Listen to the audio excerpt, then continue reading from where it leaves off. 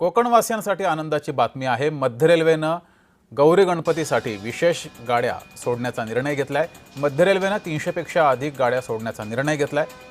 मुख्य जनसंपर्क अधिकारी स्वप्नील नीला यांनी या संदर्भात माहिती दिली आहे। मागच्या वर्षी देखील मध्य रेल्वेद्वारे 300 पेक्षा जास्त या गणपती विशेष गाड्या या चालवण्यात आल्या होत्या। यावर्षी देखील निश्चितच त्यापेक्षा देखील अधिक गणपती विशेष गाड्या आपण चालवणार आहोत। कोकणासाठी गौरी गणपतीला जाणाऱ्या ज्या प्रवासी आहेत त्या प्रवाशांची बुकिंग ही 11 तारखेपासून सुरू झाली होती, 11 जुलैपासून, आणि त्यानंतर त्या दिवशी दुपारी त्या ज्या बुकिंग आहेत त्याच्यामधले सीट अवेलेबिलिटी संपायला सुरुवात झाली होती आणि आता संध्याकाळपर्यंत त्या जे बुकिंग आहे त्याची सगळ्याच जवळजवळ बऱ्याच गाड्यांमधली जी सीटची अवेलेबिलिटी आहे ती संपलेली आहे।